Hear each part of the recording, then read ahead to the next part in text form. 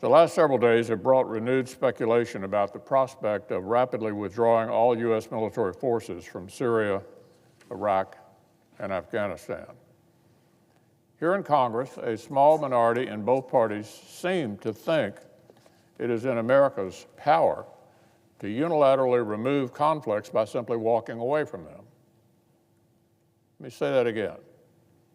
A small minority in both parties seem to think it's in America's power to unilaterally resolve conflicts by simply walking away from them. Of course, all wars must end. The question is now how they end, and whether the terms on which they end are favorable or unfavorable to the security and interests of the United States. And nothing about the circumstances we face today suggests that if we lose resolve, the terrorists will simply leave us alone.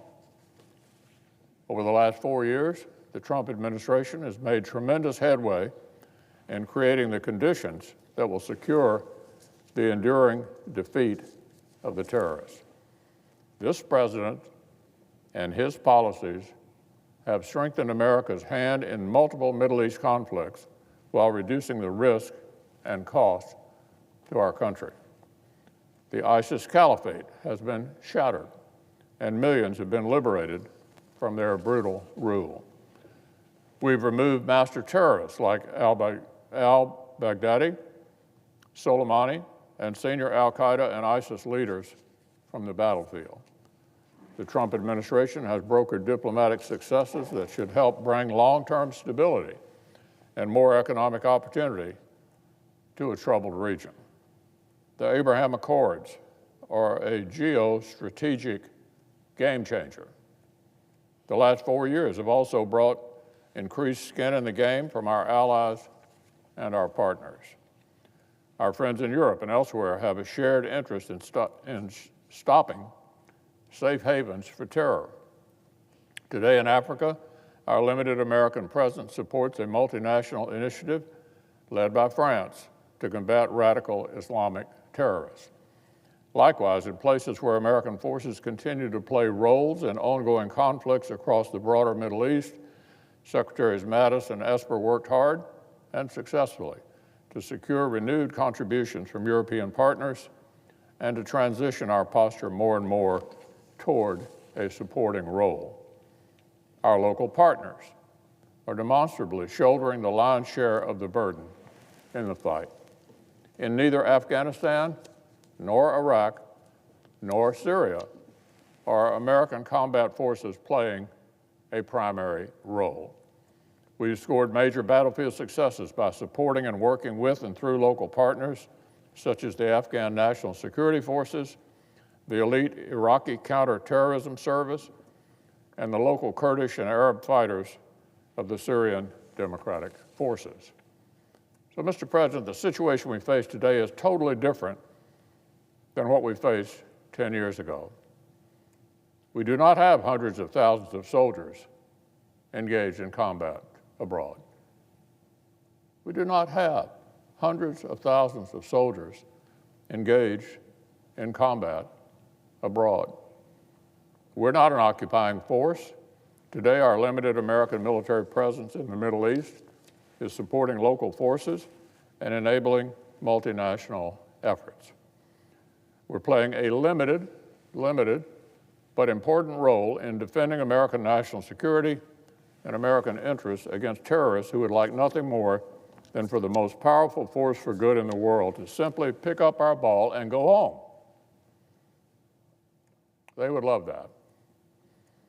That's why last year, 70 senators, a bipartisan supermajority, voted for an amendment I authored.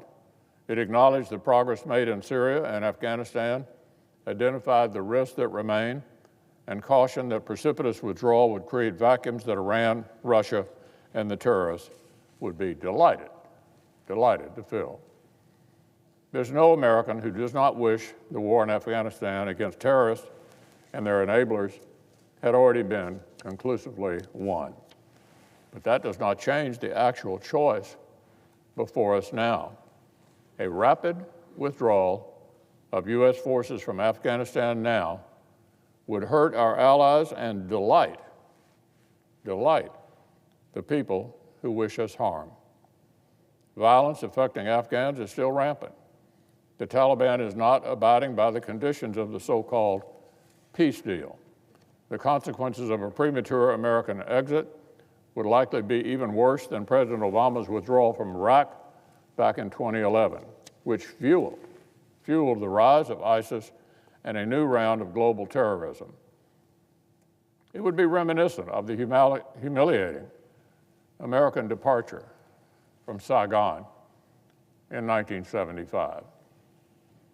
We'd be abandoning our partners in Afghanistan, the brave Afghans who are fighting the terrorists and destroying the government's leverage in their talks with the Taliban designed to end the fighting.